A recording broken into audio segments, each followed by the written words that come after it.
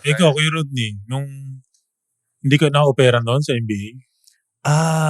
Actually, Dapat negros to. kinausap ko ni Coach Chot Reyes. Siya Hmm. yung time na nag-start ng NBA na yan, di ba? Pero yung 98 na yun, back-to-back lang namin sa Alaska. Sabi niya, baka gusto mo doon.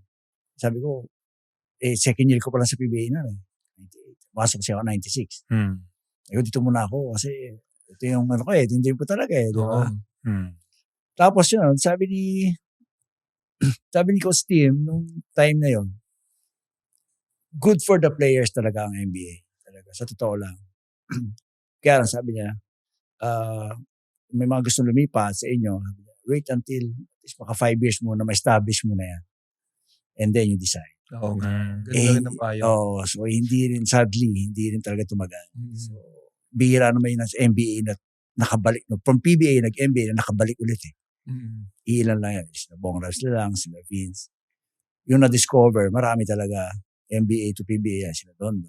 Pero yung PBA ka, nag-NBA ka, bigla kang nag-PBA ulit, bihira na yung nakabalik. Ilan lang, no? Ilan lang. Payo din ni Coach Tim. Oo. Diba sabi nga niya, good for the players talaga. At least marami kang lalaroan. Hindi lang PBA option. Pero sabi niya, wait till it's established.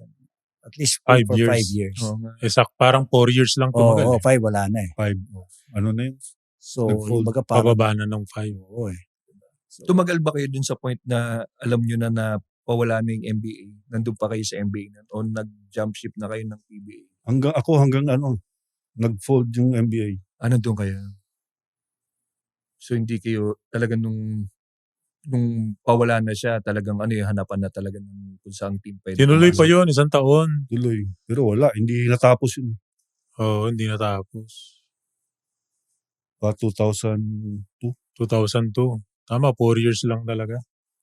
98 yung nagsimula yeah, mga ganon. Ang mga nakabalik lang naman, si Bong Ravena, si Vince Season, sila lang. Sino ba? Sila Coach Ato. Nakabalik si Coach Ato, parang Red Bull. Red Bull. Oo, Red Bull. Ilan lang talaga sila doon. Pero as players, paano yun nung na-dissolve na? Yung iba nag-PBL. Ako nag-PBL ako ulit last. DAS. And then pa-draft, 2003. May kababa pang pag galing ng NBA to PBL tapos to PBA yung baka hindi ma-draft. Wala na. Basta lang. Laro lang. Subok. Tapos ang kumuha na sa inyo noon nag-draft sa inyo sa PBA. Federal Express. FedEx. Yun yung naging Air 21. Nung nagpa-drop ako, nag-abot pa kami.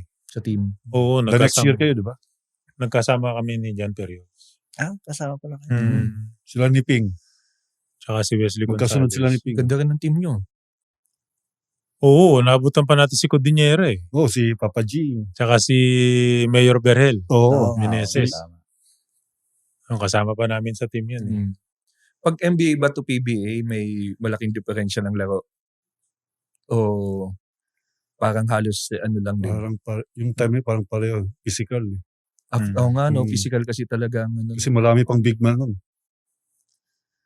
Pero marami rin takbuhan yung NBA. Marami takbuhan. Kasi may hinahabol yun na puntos Tsaka yung 3 points. Blitz 3. Oo, di ba? Pwede ka mamili. Doon na tayo pwede ka mag-free throw sa 3 points. Under 2 minutes yun. Under 2 minutes. Pwede ka mamili. Yun yung mga may mga rules sila na dinagdag. Oo. So ang innovation pala yung mga add-ons sa game. NBA din ang laglagay, no? Yung Blitz 3 nga. Parang ngayon, yung PBA may 4 points. Oo. Parang yun din yata ang nagdagdag niyan yung galing NBA na nagdagdag ng mga ganyan. Nasa PBA yata ngayon Sino? Yung mga ganyan yung sa yung mga nagsuggest. Parang idea nila yan. Kaya ngayon may 4 points. No. Pero punta naman tayo kay Coach Rod. Kasi napag-usapan natin agad yung aces Pero ang talagang highlight ng career mo will be in, masabi mo ba, high school, college sa San Sebastian? Kasi parang talagang ang ganda ng karera mo noon ng high school at college Oo nga. Sa high school muna. Ano Oo. bang sa high school? High school kasi, from Bulacan, tryout kami dyan ng kuya ko. Tryout kami sa San Sebastian. Kasama mo kapatid mo. Ayaw pa kami papasukin ng guard kasi itsura natin, Bulakenyo, Chinelas. Probinsya. Natatawa siya kasi Bulakenyo siya eh. Di din siya pinapasok ng guard. Nakasando. Sabi namin, may tryout ba? Sabi nila, wala. Pero may mga papasok akong player. Sabi namin, ano to?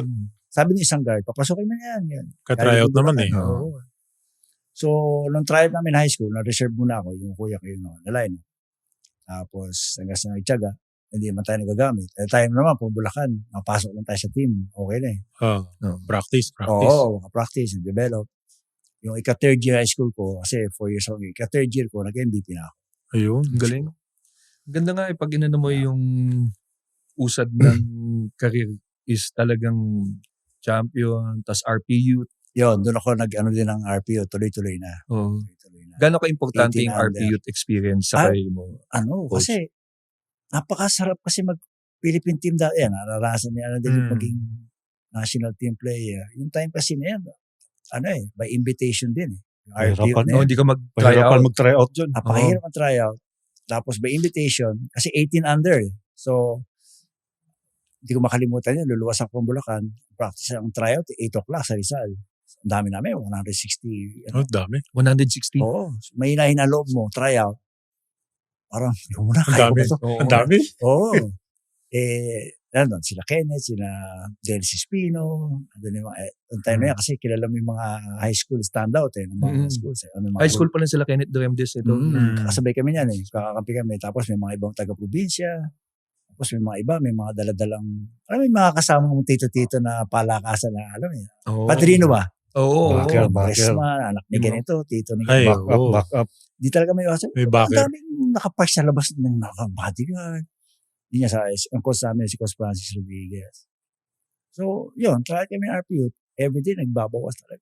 For like 2 months, hanggang sa na-line up ako, natira kami, mga 18. Yun, unang biyahe namin, Guam, champion agad kami. Kami na Kenneth, na Dennis Espino, na Patrick Pran. So, tuloy-tuloy. Kumbaga, kumpiyansa ako no, kasi may baon ako eh. Kaka-MVP ko lang ng high school So, teka muna, pag hindi nyo ako kinuha, yung mentality ko na, hindi ka yabang yung confident ka na. Pag hindi nyo ako kinuha, teka, MVP ako ng high school, sino yung mga to? Kumbaga may baon ka. Kumbaga may baon ka. Hindi yung nagtatry ka baka sakali. May edge ka na, kumbaga. Yung confidence ko na gano'n. Yung mga ganyan tryout, yan eh. Minsan, mababalitaan mo yan sa dyaryo pa eh. Oo. Diba? Diba? Kasi, maghihintay ka sa dyaryo. totoo yan. Speaking of dyaryo, totoo. Kasi dati, para makilala ka, scorer ka. Kasi sa dyaryo ka lang naman nakikita eh. Nung panahon namin sa NCRAA, nalalagay pa rin sa dyaryo kahit 0 eh. Oo. Pero nasa dulo ka. Wala kang picture. Oo. Pero nandun ka sa stats Putsa, nilagay pa to, 0 na. Kasi basta naglaro ka. Walang social media. Oo. So, yung babasahin naman ng tao, first 3 scorer. Yung galing ito lang, yung top scorer ito. Pero yung sa baba, wala na eh. Wala na. Ngayon, kahit hindi ka may score, kilala ka, nakikita ka sa TV. Social media, may naka-video na. Noon kasi kailangan galingan mo. Kasi pag isinulat ka sa dyaryo, Rodney Santos, denominate yung laro. Yun, yung mga ganyan. Nakalagay kasi. Meron bang memorable sa yung unang na-dyaryo ka sa yung lumabas yung picture mo sa dyaryo? Nung nagiging scorer na ako. Nung nag-MVP ka na. Oo, yan na yung... Yung first MVP mo ilagay sa laging dyaryo. top scorer kasi. So, pero nung mga first, second year ko sa high school, pero nung college, tuloy-tuloy na. Laging sa dyaryo kasi yung talaga makikilala ka eh. So, papanoorin ka ng tao, sino ba dyan sino yung Juan de la Cruz dyan? Sino ba yan? Kasi ito yung nababasa ko sa dyaryo, di ba? Hindi ka man lang nakikita sa TV kasi ang NC opening lang ang televised. Tapos championship. Ngayon, lahat ng game. Si Coach Jean kasi sa model magazine nakikita. Oo, ito. Natuloy ba yung modeling talaga? Yung natuloy. So, pag ibang sa magazine nag-model So, walang points doon Nakailang modeling ka doon? Once lang yun. Once lang. Sa TikTik. Ay, pinakita. Pinakita yung modeling. Batang-bata. Sa TikTik yan Meron pa ba yun? Tawag. Artistahin talaga. Ba't alam ng mga bata? Ba't alam niyo yung mga TikTik to? Mga natin intern Thank you for watching Balyahan with GB and RDO, powered by Sports Plus, the official gaming partner of the Philippine Olympic Committee. Kung nagustuhan mo ang napanood mo, here's some more videos. Huwag mo rin kalimutang mag-like, comment at subscribe para lagi kang first dibs sa bagong videos ng Balyahan.